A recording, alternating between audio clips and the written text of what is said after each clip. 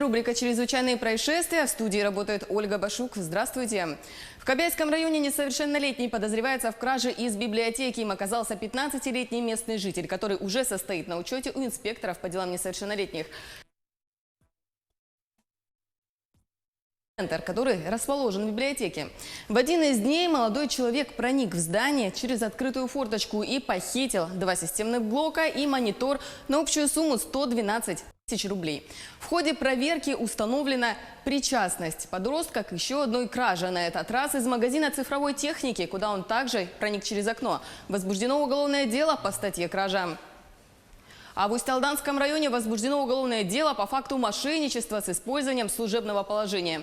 За последние 2 года 54-летняя подозреваемая, занимавшая должность главного бухгалтера, и 33-летняя бухгалтер финансового учреждения использовали фиктивные платежные поручения и вносили свои данные в электронный реестр получателей зарплаты. Таким образом, общая сумма причиненного ущерба составила около 1,5 миллиона рублей. Якутские полицейские прикрыли очередной наркопритон. Квартира на улице Кузьмина, в которой собирались наркоманы, принадлежит ранее 46-летнему мужчине.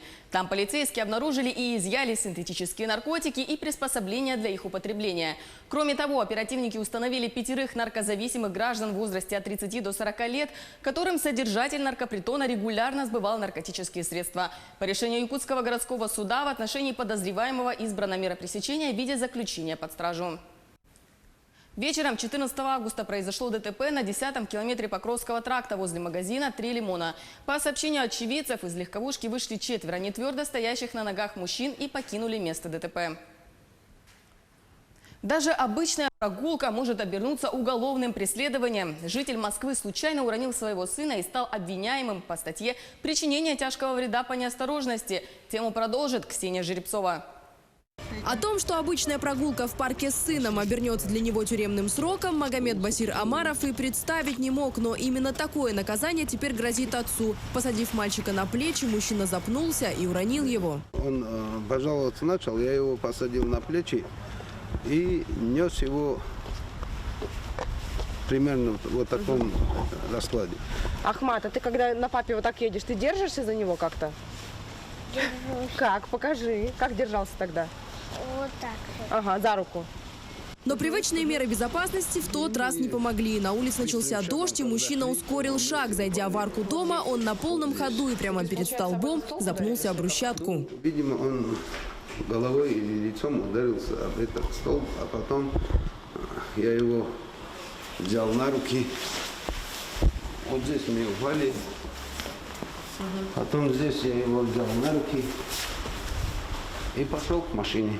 Уже в больнице ребенку диагностировали ушиб головного мозга и перелом руки. Однако 7-летний Ахмат быстро шел на поправку. После выписки семья уехала в Дагестан отдыхать, а вернувшись, родитель узнал. Обвиняется по статье «Причинение тяжкого вреда по неосторожности». Все говорили, что будет все хорошо. Просили одни бумаги, 3 бумаги. Я не скрывался, я не отказывался, я все предоставил. И потом мне объявили, что заново возбудили уголовное дело. Беспрецедентные истории уже заинтересовались в московском аппарате уполномоченного по правам человека. Татьяна Потяева обратилась в прокуратуру с просьбой проверить решение Черемушкинского суда. Все-таки это больше похоже на несчастный случай. Свое детство вспоминаю первомайскую демонстрацию. Половина, во всяком случае, мальчишек, они все сидели на загривках у своего родителя. Несчастный случай может случиться с каждым. Для самого же подозреваемого сейчас важнее всего, чтобы сын был здоров, и Ахмат чувствует себя хорошо. Ну а свое заслуженное наказание, признается отец, он уже получил. Я вместе с сыном то, что испытал родительскую боль, на словах никак никуда никем не передать. А то, что сейчас творится, это просто безумие. Ксения Жеребцова, Алексей Шамовский, Георгий Берецкий, Дарья Рассказова. Новости 360. Вчера аэропорт Гонконга возобновил работу. Из-за массовых столкновений протестующих и полиции сотни рейсов были отменены, а пассажиры более суток провели в залах ожидания. Подробности смотрите в следующем сюжете. Стойки регистрации в аэропорту Гонконга вновь открылись в среду утром для усталых путешественников, которые ждали своих вылетов всю ночь. Работа главного хаба города 2 дня была парализована из-за столкновений протестующих и полиции. Руководство отменило сотни рейсов. Пассажиры высказывают недовольство сложившейся ситуацией.